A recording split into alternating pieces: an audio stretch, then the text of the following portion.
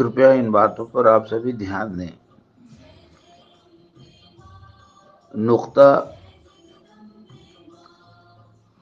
उर्दू वर्तनी का एक बहुत ही ज़रूरी हिस्सा है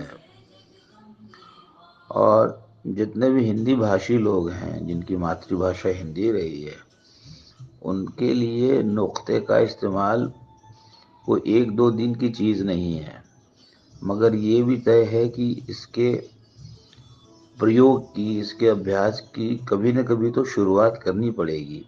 और आप मान के चलिए इस शुरुआत का दिन आज ही है, अभी है ना।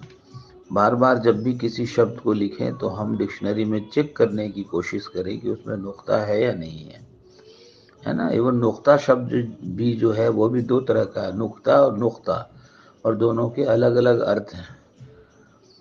तो न सिर्फ वर्तनी में, जो इमला जिसको कहते हैं उर्दू में, बल्कि तलफ़ुज़ में भी, उच्चारण में भी हमें नुक्ते का, और दंत्य स है कि तालव्य श है।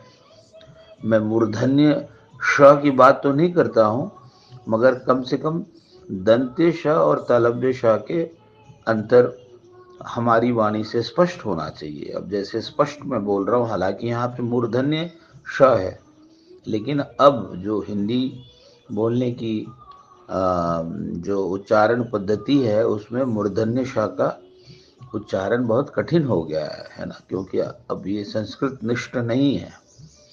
लेकिन कम से कम हम तालव्य श का प्रयोग कर सकते हैं और इससे भाषा में सौंदर्य भी आता है ना।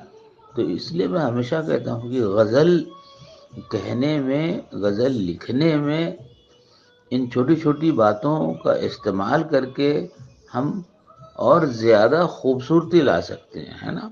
और इसके लिए हमें कोई पैसा खर्च करने की ज़रूरत नहीं है, इसके लिए थोड़ा हमें ज़्यादा ध्यान देने की ज़रूरत है ना।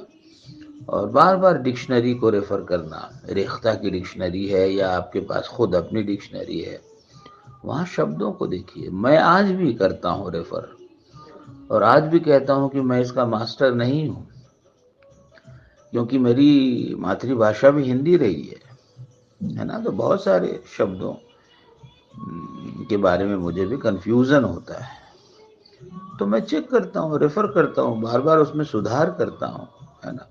ये सिर्फ व्यवहार की बात है। दूसरी बात ये भी है कि इस तरह की किसी भी गलती से हमें किसी अपराध बोध से ग्रस्त नहीं होना है।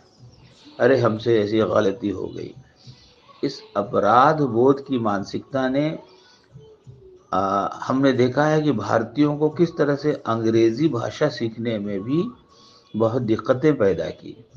आप देखेंगे कि किसी भी छोटे मोटे टूरिस्ट प्लेस का, आगरे का, ग्वालियर का या कहीं का भी, एक मामूली सा जो टूरिस्ट गाइड होता है, रिक्शा चलाने वाला भी, वो बड़े फर्राटे से अंग्रेजी बोलता है। लेकिन हम लोगों का इंग्लिश स्पीकिंग कोर्स ज्वाइन करना पड़ता है, क्योंकि हमारे अंदर ग्लानि भावना भरी हुई है ना। हमको लगता है अरे हमसे गलती हो गई, कैसे हो सकती है।